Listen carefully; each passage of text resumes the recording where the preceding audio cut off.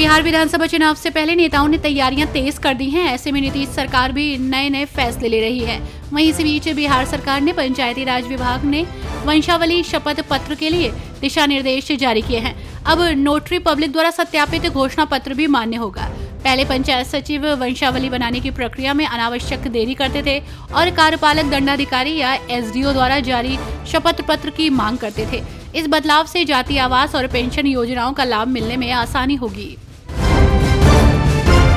PM Narendra Modi से विदेश से लौटे प्रतिनिधि मंडल के प्रतिनिधियों ने मुलाकात की है। इस बार बिहार के पूर्णिया से निर्दलीय सांसद पप्पू यादव ने पीएम पर हमला बोला। उन्होंने कहा कि प्रधानमंत्री जी की कथनी और करनी में काफी अंतर है। पप्पू यादव ने कहा कि पूरी जनता की मांग थी कि पीओके लेना है, लेकिन प्रधानमंत्री ने ट्रंप की बात मानी और युद्ध विराम कर दिया। साथ ही उन्होंने पीएम पर ये आरोप भी लगाया कि प्रधानमंत्री दिल की बात सुनते नहीं, मन की बात सुनाते हैं। उन्होंने कहा कि भारत के लोग संविधान के मूल्यों को मानना चाहते हैं। एस जयशंकर ने ब्रुसेल्स में पश्चिमी देशों को आईना दिखाते हुए कहा कि कश्मीर में आतंकवाद के बाद पाकिस्तान के खिलाफ भारत की कार्रवाई को भारत बनाम आतंकवाद के रूप में देखा जाना चाहिए, न कि केवल दो पड़ोसी देशों के बीच सीमा विवाद के रूप में। उन्होंने रूस यूक्रेन पर भी भारत का रुख स्पष्ट किया और पश्चिमी देशों द्वारा रूस पर प्रतिबंध लगाने के मुद्दे पर अपनी बात रखी। मध्य प्रदेश के मुख्यमंत्री मोहन यादव ने गुजरात दौरे पर कहा कि जानवरों की सुरक्षा के लिए मध्य प्रदेश में और चिड़ियाघरों की जरूरत है। उन्होंने कहा कि हमारे वन्य जीवों की दृष्टि से मध्य प्रदेश में कई वन क्षेत्र हैं। इस तरह अगर सबसे ज्यादा बाघ कहीं हैं तो वो मध्य प्रदेश में है। सबसे ज्यादा तेंदुए हमारे राज्य में हैं। गिद्ध भी पूरे देश में सबसे ज्यादा हमारे राज्य में है। इन जानवरों की सुरक्षा के लिए हमें और रेस्क्यू सेंटर की जरूरत है। कूनो नेशनल पार्क के बाद अब एक नया पार्क विकसित कर रहे हैं, इसलिए मैंने अपने कई अधिकारियों को संभाग स्तर पर रेस्क्यू सेंटर स्थापित करने के लिए भेजा है।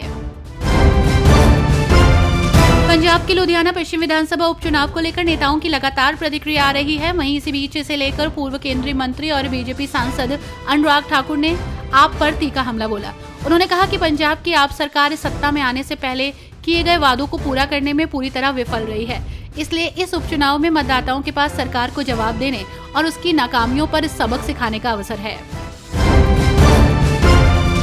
कांग्रेस नेता उदित राज ने एस जयशंकर पर निशाना साधा और कहा कि पाकिस्तान भारत को उकसाने में कोई कमी नहीं छोड़ रहा और दुनिया में लगातार उन्हें समर्थन मिल रहा है। युद्ध विराम के बाद कितने देश पाकिस्तान के पक्ष में खड़े हुए हैं। रूस और अमेरिका पाकिस्तान के साथ खड़े हैं। विश्व बैंक और एडीबी ने उसे लोन दिया है। पाकिस्तान को हर तरफ से समर्थन मिल रहा है।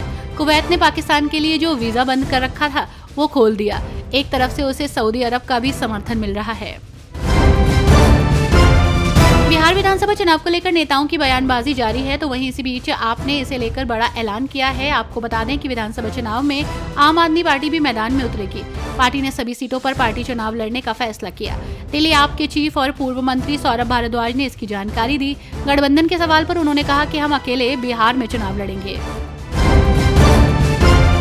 मां वैष्णो देवी के पवित्र मंदिर में पूजा अर्चना करने के बाद जम्मू कश्मीर के पूर्व मुख्यमंत्री फारूक अब्दुल्ला ने तीर्थ यात्रा से संतुष्टि जताई और भारत की प्रगति के लिए अपनी उम्मीदें जताई।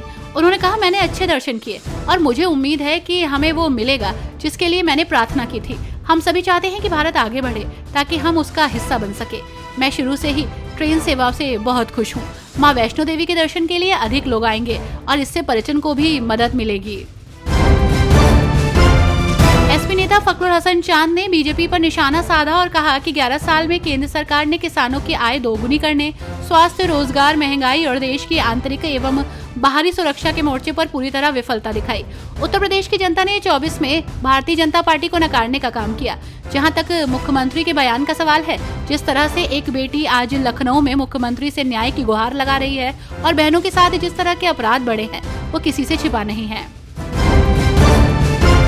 पाकिस्तान के लिए जासूसी के मामले में गिरफ्तार यूट्यूबर ज्योति मेहरोत्रा को हिसार कोर्ट से बड़ा झटका लगा है। अदालत ने ज्योति को जमानत देने से इनकार कर दिया है। कोर्ट ने यूट्यूबर की जमानत अर्जी को खारिज कर दिया। इससे पहले हिसार कोर्ट ने 9 जून को ज्योति मेहरोत्रा की न्यायिक हिरासत अवधि बढ़ाई थी। साथ ही उसके मामले की सुनवाई 23 जून को तय की गई है।